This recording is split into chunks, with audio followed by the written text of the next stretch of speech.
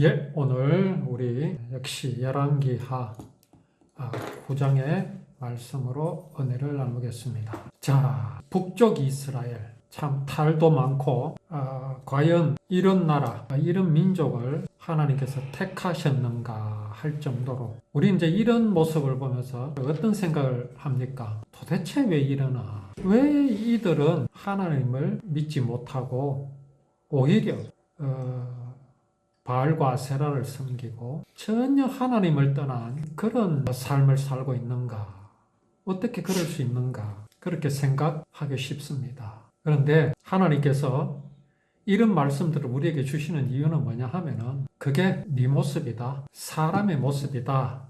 라는 것을 보여주십니다. 자, 엘리사가 그 이스라엘에서 어디로 갔습니까? 그 아람 나라 수도인 다메섹으로 갔습니다. 다마스커스로 갔지요. 저번 주에 내가 그 다메섹의 위치를 이스라엘의 그 북서쪽이라고 내가 말씀을 드렸는 것 같은데 정확한 위치는 북서쪽이 아니고 그 북동쪽입니다. 북동쪽 거기가 아람이고 지금은 아마 그 이라크 정도가 아마 되겠습니다. 다메섹으로 갔습니다.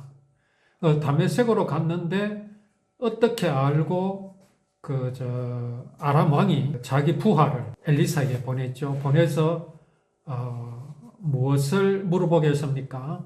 아람 왕 베나닷이 지금 죽을 병에 걸렸습니다. 죽을 병에 걸려가지고 과연 내가 어떻게 될 것인가 라는 것을 물어보게 하였는데 이 베나닷이 자기 신하 하사엘을 통해서 무려 낙타 40마리의 그 선물을 실어가지고 엘리사에게로 보냈습니다. 엄청나지요? 그야말로 참 이게 엘리사가 믿음이 없으면 그야말로 한 방에 그냥 허물어질 수 있는 그런 양의 엄청난 선물입니다. 거의 무역하는 수준 아닙니까? 이게 돈으로 따지면 오늘날의 시가로 따지면 어느 정도 되겠습니까? 1억이겠습니까? 2억이겠습니까? 한 몇 억은 될 겁니다. 자, 이게 이제 아람 왕의 그 어떤 마음을 보여주는 겁니까?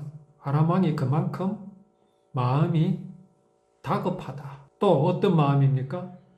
아람 왕이 지금 모든 것을 내려놓았다 하는 이제 그런 것을 또 볼 수가 있고 또 한편으로는 어떤 것이 있습니까? 하나님의 은혜는 값 없이 포도주와 젖을 사는 겁니다.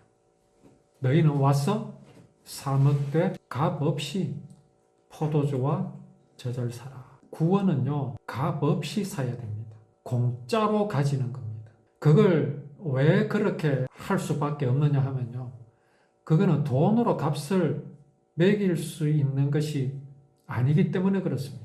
돈으로 값을 매길 수 있으면 하나님께서 돈을 요구하시지요. 그렇게 아람 왕은 많은 돈을 가지고 자기의 운명을 사려고 하는 거죠. 자, 그걸 누구에게 맡겼다? 하사엘. 아마 믿을 만한 사람이었겠지요. 그래서 갔는데 어떤 말을 들었습니까? 참 그 아람 왕이 듣기 좋은 말을 들었지요. 베나닷이 듣고자 하는 말이었습니다. 아람 왕은 이 병 때문에 결코 죽지 않는다. 반드시 나을 것이다. 그렇게 이제 하나님께서 말씀하여 주신 대로 베나닷의 신하 하사엘에게 전했습니다. 그런데 엘리사가 그런 하사엘을 어떻게 했습니까? 하사엘이 부끄러울 정도로 빤히 그의 눈을 쳐다보고 있었습니다. 하사엘이 부끄러울 정도로. 그래서 하사엘이 물었습니다. 하사엘이 묻기 전에 그 엘리사가 갑자기 울음을 터뜨렸습니다. 어떤 마음이 들었기에 그렇게 울었겠습니까? 그의 대답이 뭐냐? 당신이 누구요? 베나닷이 아니라 아람 왕이 아니라 지금 아람 왕의 심부름으로 온 당신 하사엘이 이스라엘 백성들에게 어떤 악한 일을 할지 내가 알고 있기 때문이다 라고 하사엘에게 말합니다.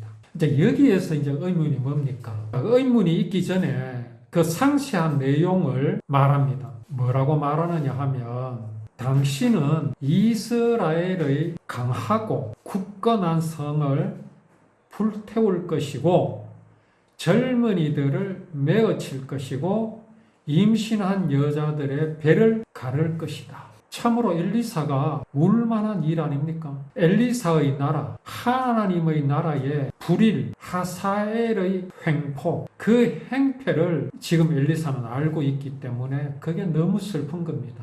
자, 그러면 엘리사는 이런 하사엘을 어떻게 해야 되겠습니까? 그 자리에서 하나님께 기도하여서 불을 내려서라도 제거를 해야 되는 건 맞지 않습니까? 자, 엘리사는 두고라도 하나님은 이런 하사엘을 미리 제거하는 것이 맞지 않습니까? 어떻게 생각이 드십니까? 그런데 하나님께서는 이 하사엘을 그냥 두십니다. 네가 그렇게 할 것이라고 하면서 엘리사의 어떤 손을 통해서 그를 처단하거나 어떤 조치도 하지 않으십니다.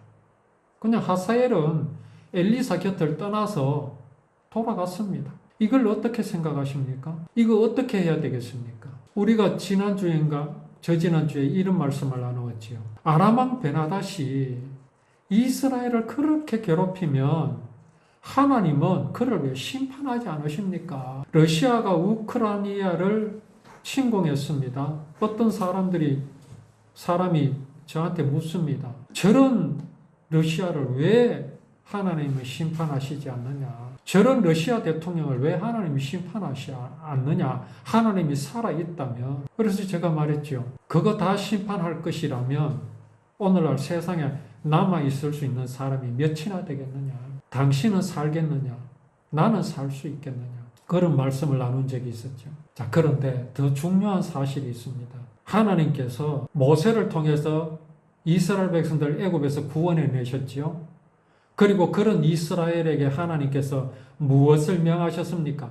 가나안 땅에 들어가면 가나안 거민들을 살려두지 마라 하셨습니다. 어린 아이들로부터 어른에 이르기까지, 어른에서 어린 아이에 이르기까지 살려두지 말라. 다 멸하라. 심지어 가축들까지도. 하여튼 가나안 거민은 가나안에 있는 것들은 다 멸하고 온전히 이스라엘 백성들만, 아브라함의 후손들만 들어가서 살아라, 그렇게 명하셨습니다. 그런데 이스라엘이 어떻게 했습니까?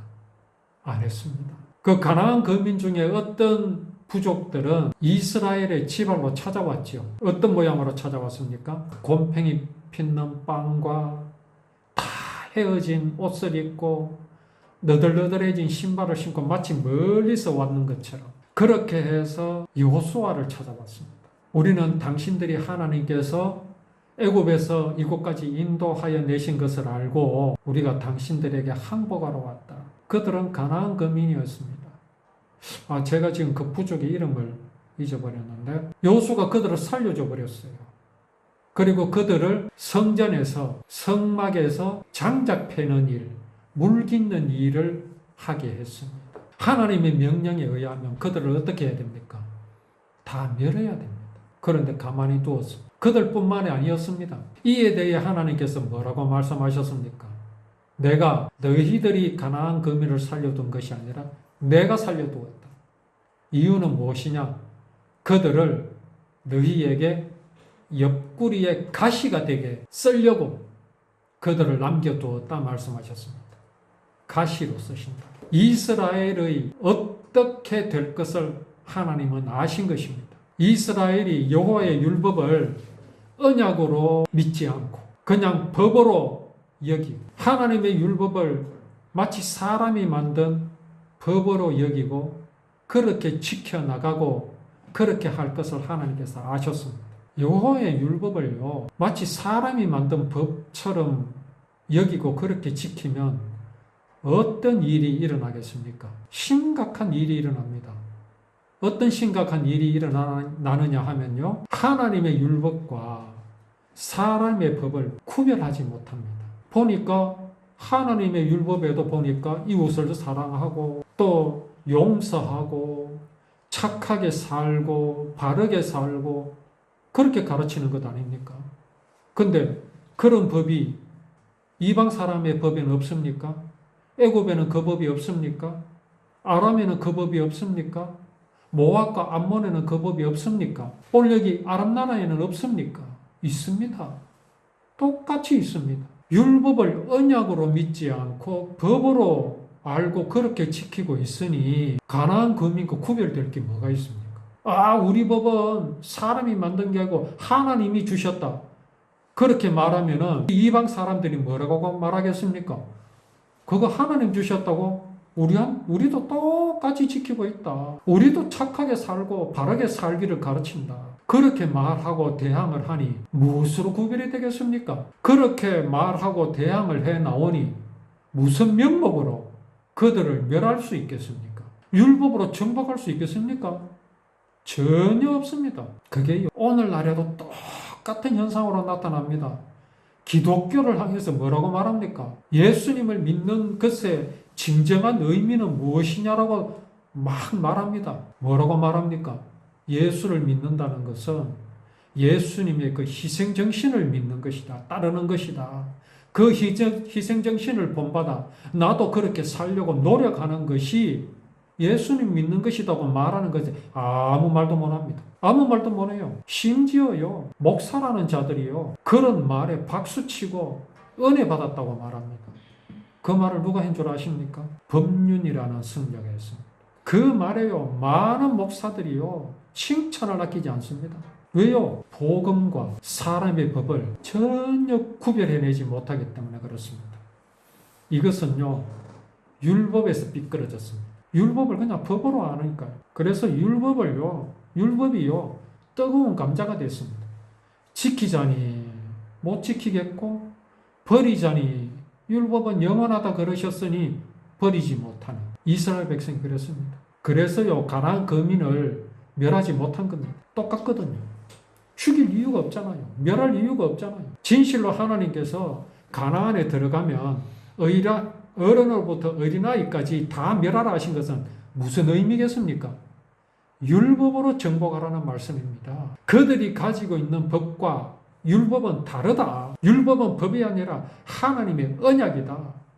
율법은 하나님께서 주신 완전한 법이다. 법이 완전하면 어떻게 되는 줄 아십니까? 사람을 살립니다. 법이 완전하지 못하기 때문에 사람이 죽는 겁니다. 율법을 사람이 만든 법으로 알기 때문에 율법으로 살지 못하는 겁니다. 구원 못 받는 겁니다. 율법은요, 완전한 법입니다. 법이 완전하기 때문에 살릴 수 있는 겁니다.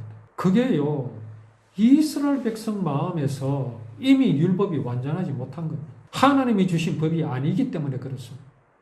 그렇게 취급하기 때문에 그렇습니다. 이런 이스라엘을 하나님께서 멸하지 않으셨습니다.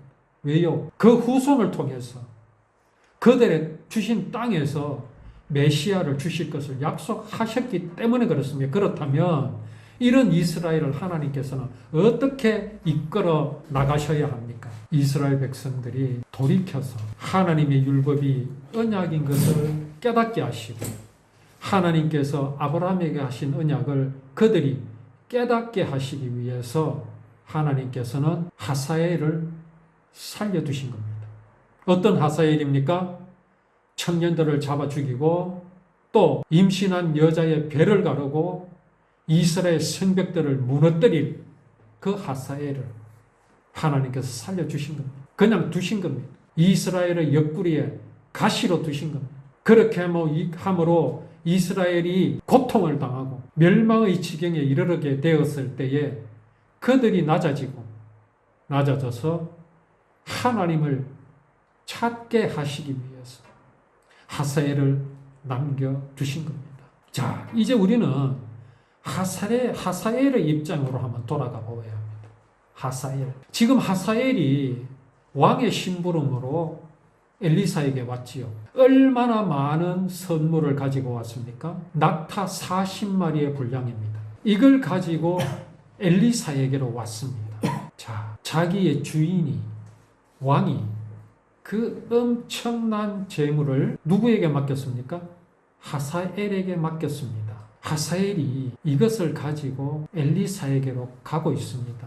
이게 보통 심장으로는요, 이 끌고 가는 낙타에 실린 그 재물에 대해서 마음이 흔들리지 않을 수 있겠습니까? 어떻겠습니까? 자, 이제 우리가 그 하사엘의 입장에서 한번 복음을 또 오후에 말씀으로 나누어 보겠습니다.